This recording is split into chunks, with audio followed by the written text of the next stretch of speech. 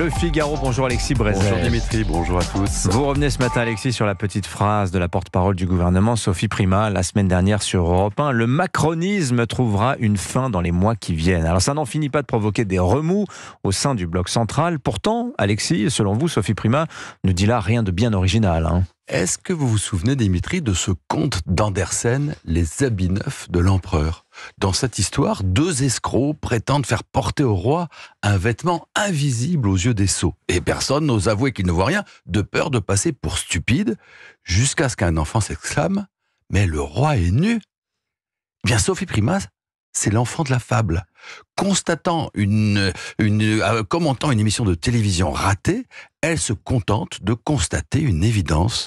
La fin du macronisme viendra avec la fin du deuxième quinquennat, belle découverte, mais une évidence qui n'était jamais formulée. Soudain c'est dit, et les yeux se dessillent. À la suite de Gérard Larcher, le président du Sénat, qui le premier a dit « Bah oui, Sophie Primas a raison », chacun constate que l'histoire désormais s'écrit sans Emmanuel Macron, que le président peut mettre en scène ses colères froides, comme il dit, mais qu'elles n'ont plus aucun effet. François Bayrou continue de prétendre organiser un référendum sur les finances publiques, dont Emmanuel Macron a dit qu'il ne voulait pas.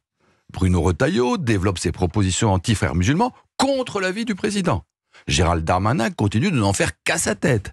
Et ceux qui seraient censés défendre le chef de l'État, Gabriel Attal ou Édouard Philippe, dressent, en matière de sécurité ou de réformes économiques, un bilan accablant de son inaction.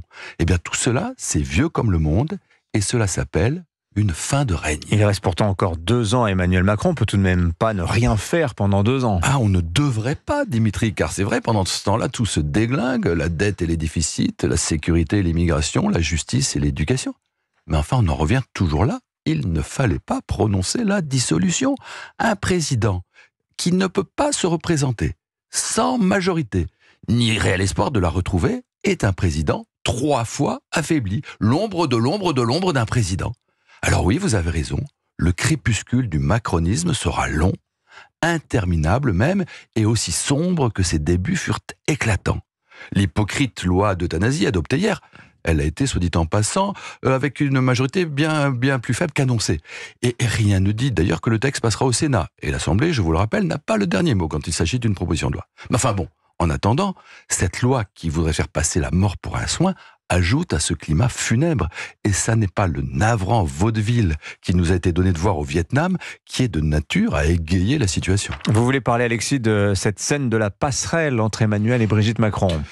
Elle ne mériterait pas qu'on en parle si l'on avait tenté tout d'abord de la couvrir par un mensonge et si elle n'avait surtout donné au président le motif d'une ahurissante séance d'auto-analyse dans laquelle il a évoqué pêle-mêle les différentes théories échafaudées à son sujet par les réseaux sociaux.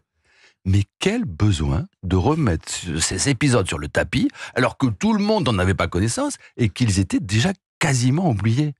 On a l'impression que même en mal, il ne peut pas s'empêcher de parler de lui.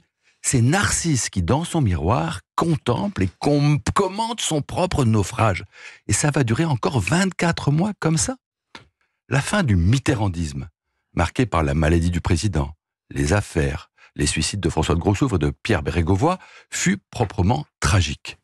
Celle du chiraquisme, les affaires encore, la maladie encore, d'un président placé de facto sous tutelle de son Premier ministre, fut seulement pathétique.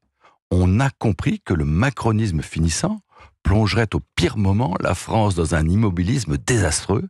Il ne faudrait pas en plus qu'elle sombre dans le dérisoire.